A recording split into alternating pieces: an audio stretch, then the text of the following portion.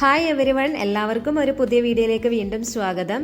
ഇന്ന് ഞാൻ വന്നിട്ടുള്ളത് നമുക്ക് രാവിലെ ബ്രേക്ക്ഫാസ്റ്റ് ആയിട്ടും വൈകുന്നേരങ്ങളിൽ സ്നാക്സ് ആയിട്ടും അതുപോലെ തന്നെ വേണമെങ്കിൽ നമുക്ക് ഡിന്നറൊക്കെ ആയിട്ടും കഴിക്കാൻ പറ്റിയ നല്ല അടിപൊളി ഒരു സ്നാക്കിൻ്റെ റെസിപ്പി ആയിട്ടാണ്. അപ്പോൾ ഇത് ഭയങ്കര ഈസിയാണ്, അതുപോലെ നല്ല ടേസ്റ്റി ആയിട്ടുള്ളതാണ്. കുട്ടികൾക്കാണെങ്കിലും വലിയ ആൾക്കാർക്കൊക്കെ ഒരുപോലെ ഇഷ്ടപ്പെടുന്ന ഒരു റെസിപ്പി തന്നെയാണ് കേട്ടോ. അപ്പോൾ എല്ലാവരും ഈ വീഡിയോ ഫുള്ള് കണ്ട് നോക്കാം, നിങ്ങളുടെ അഭിപ്രായങ്ങളൊക്കെ അറിയിക്കാൻ മറക്കരുത്.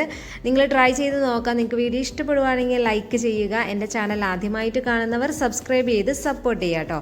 അപ്പോൾ നമുക്ക് നേരെ വീഡിയോയിലോട്ട് പോകാം.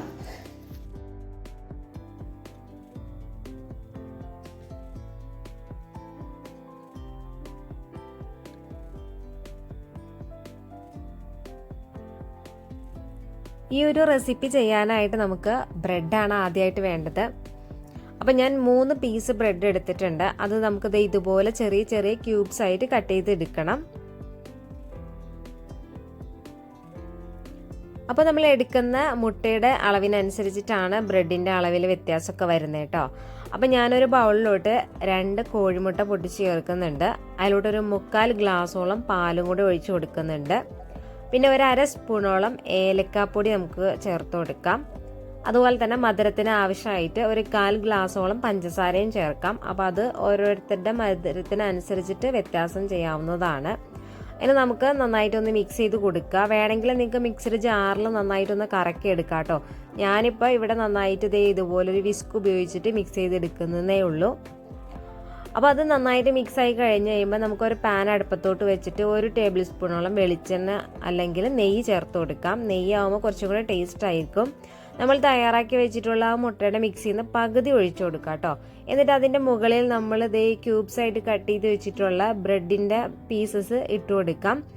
അപ്പോൾ ബ്രെഡിൻ്റെ പീസസ് ഫുള്ള് കവറായിട്ട് ഇട്ട് കൊടുക്കണം. എന്നിട്ട് അതിൻ്റെ മുകളിലോട്ട് നമ്മൾ ബാക്കിയുള്ള ആ ഒരു മുട്ടയുടെ മിക്സും കൂടെ ഒഴിച്ചു കൊടുക്കാം. എന്നിട്ട് നമുക്കൊരു സ്പാച്ചുല ഉപയോഗിച്ചിട്ട് ഇതുപോലെ നന്നായിട്ട് പ്രസ് ചെയ്ത് ആ ഒരു ബ്രെഡൊക്കെ ആ ഒരു മുട്ടയുടെ മിക്സിൽ നന്നായിട്ട് മുങ്ങി കിടക്കാൻ പാകത്തിന് നമുക്ക് പ്രസ് ചെയ്ത് കൊടുക്കുക. എന്നിട്ട് ഇതിൻ്റെ മുകളിൽ നമുക്ക് നട്ട്സോ അല്ലെങ്കിൽ ഡ്രൈ ഫ്രൂട്ട്സോ ഏതെങ്കിലും നമുക്ക് വെച്ച് കൊടുക്കാം. ഞാനിപ്പോൾ ചേർത്ത് കൊടുക്കുന്നത് കുറച്ച് ചെറി കട്ട് ചെയ്തിട്ടാണ്. നിങ്ങൾക്ക് എന്ത് വേണമെങ്കിലും ചേർത്ത് കൊടുക്കാവുന്നതാണ് കേട്ടോ. എന്നിട്ട് നമുക്ക് ലോ ഫ്ലെയിമിൽ ഒരു 8 മുതൽ 10 മിനിറ്റ് വരെ നമുക്ക് കുക്ക് ചെയ്തെടുക്കുക. അപ്പോൾ നിങ്ങളുടെ ഗ്യാസിൻ്റെ ആ ഒരു ഫ്ലെയിമിനനുസരിച്ചിട്ടിരിക്കും ഇതിൻ്റെ കുക്കിംഗ് സമയം വരുന്നത്.